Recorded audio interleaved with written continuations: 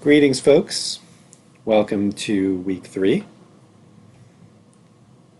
In this week, we cover case management as well as trauma and crisis. We'll discuss skills needed to develop a supportive relationship in case management, as well as how to help clients make decisions and prioritize. We'll be discussing working with clients in crisis, how to support them from a clinical as well as case management perspective. And finally, we'll address trauma and its impact on the client system, as well as vicarious trauma and its impact. There's an introductory video. And this week, the learning objectives are to demonstrate an understanding of the impact of trauma on clients and professionals.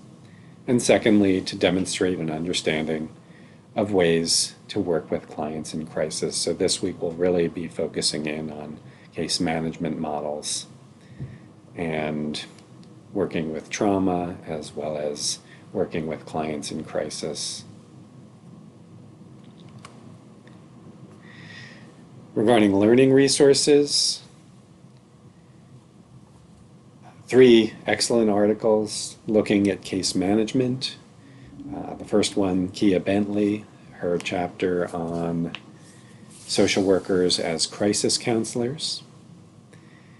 The Day, Hardcastle, and Bergden, case management and community corrections. And lastly, a group article looking at case management, looking at different case management models. The final article, very interesting, looking at a review of different interventions.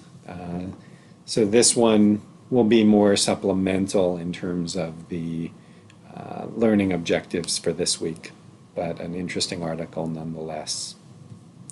You'll have this excellent video, a TED Talk by Janet Seahorn looking at PTSD's effects on brain, body, and emotions. So I think you'll really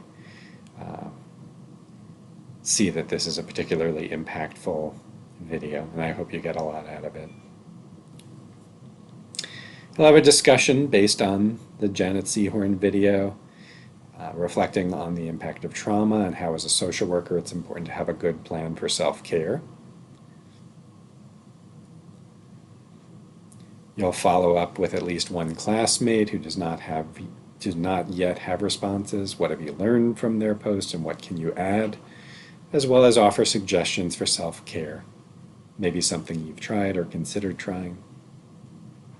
And the guidelines are the same as always. Initial post by Thursday and follow-up response between Friday and Sunday. It looks like one of you got a bit of a head start on that, which is great. You'll have a discussion on effective interview facilitation styles, particularly important as this is something that is a core skill for social workers. So this will help you to begin preparing and thinking about your initial biopsychosocial assessment video. What are attending skills? What does it mean for you to develop a collaborative relationship? What does it mean to join empathically? Lastly, what model or approach that we've covered so far in the course? Something from the pull-in text or something from the Schulman text. Collaborative is pull-in, interactional is Schulman. Will you use to guide the interview and relationship development in your initial biopsychosocial assessment video? Why would you choose this one?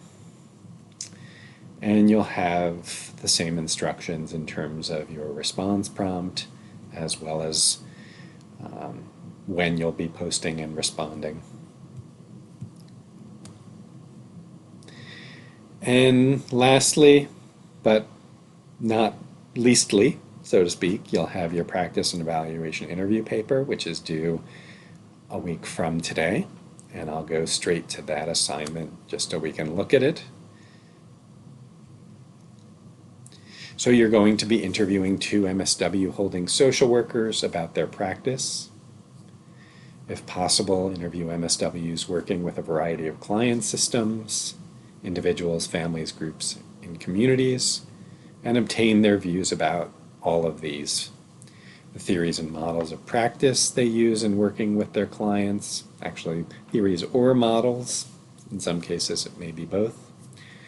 What makes the MSW's work interesting and stimulating? Constraints these 2 people encounter in delivering services and working with their clients.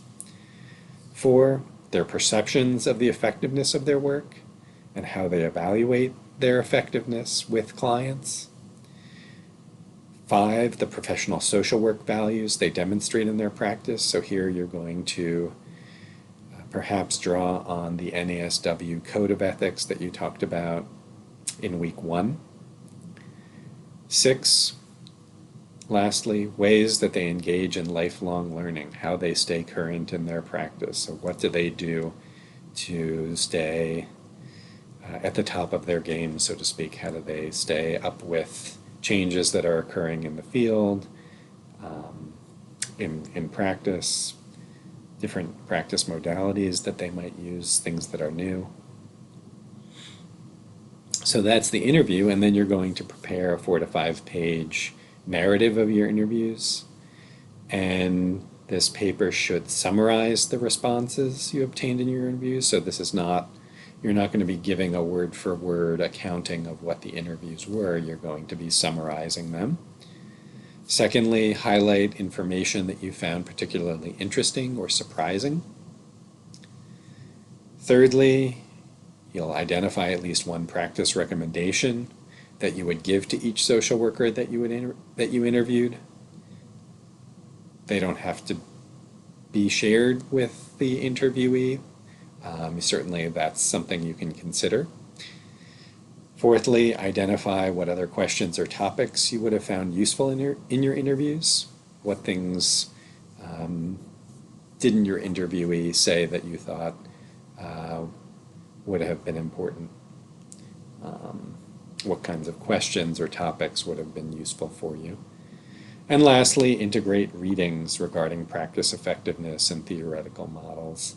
So here, I would say probably drawing from Schulman or Poulin, those texts would be useful. Maybe you've had a text where you've learned about different theories, cognitive theory, behavior theory, psychodynamic theories.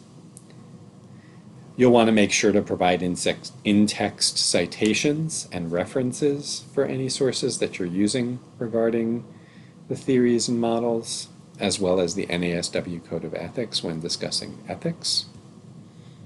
And here you'll see is the rubric so that you get a sense of how many points are assigned to each element. So as you can see, APA formatting, 2 points, writing, 2 points, the interviewees, just identifying the 2 distinct MSW interviewees gets you 2 points. The narrative, so this is all of the responses to the 6 questions are reported. So your summary of their responses, including theories and models, what makes the work interesting, constraints, effectiveness, social work values, and career-long learning. Another 2 points, that gets 8 points, so that's the majority of the paper. Your interesting findings, things that you found particularly interesting or surprising, another 2 points. Your practice recommendations, things that you would recommend to your interviewee based on what they told you in the interviews, that's another 2 points. And then other questions about which you are curious, so another 2 points. And the total score for this paper is, it's out of 20 possible points. Other than that, I look forward to your ongoing work. So far, your work's been excellent. Please reach out to me if you have any questions or concerns. I should be able to get back to you as quickly as I can.